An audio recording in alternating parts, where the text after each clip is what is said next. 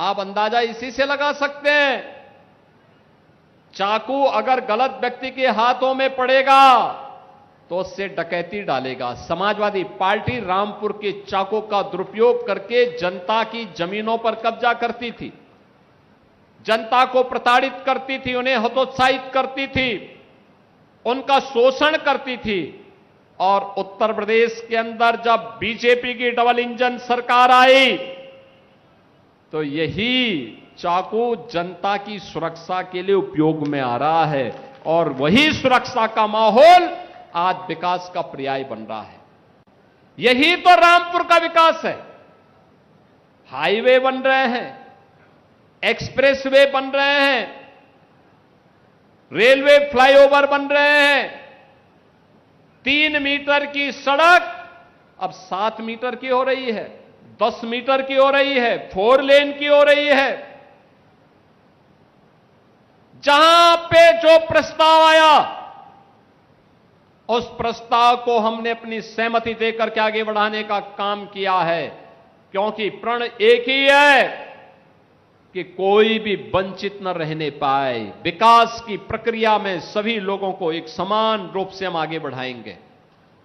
अब pick and choose नहीं होता है, पिक एंड चूज नहीं होता है कि बिजली सेफई में आएगी लेकिन पीलीभीत में नहीं आएगी। क्यों आएगी? तो 75 जनपदों में आएगी, एक साथ आएगी, सभी 350 तहसीलों में आएगी, सभी 825 विकास खंडों में आएगी।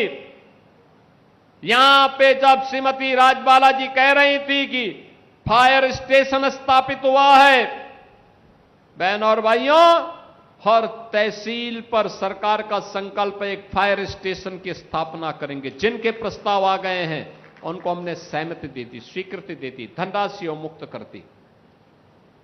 जहां पे इंटर कॉलेज की आवश्यकता थी इंटर कॉलेज, जहां डिग्री कॉलेज की आवश्यकता थी डिग्री कॉलेज, जहां पॉलिटेक्निक की आवश्यकता थी पॉलिटेक्निक, जहां पे आईटीआई की आवश्यकता थी आईटीआई, पुराने पढ़ चुके विद्यालयों को, इंटर कॉलेजेस को प्रोजेक्ट अलंकार के माध्यम से, बेसिक शिक्षा परिषद के विद्यालयों को ऑपरेशन कायाकल्प के माध्यम से एक नई ऊंचाई प्रदान करके भव्य स्वरूप प्रदान किया जा रहा है।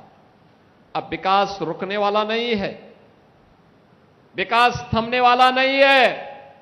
नौजवान के जीवन के साथ कोई खिलवाड़ नहीं कर सकता।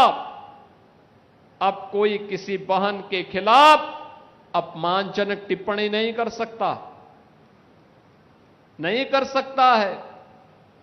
बेटी की सुरक्षा में कोई सेंध नहीं लगा सकता है। अब लगाएगा तो उसको मालूम है कि इसके बाद आगे क्या होने जा रहा है।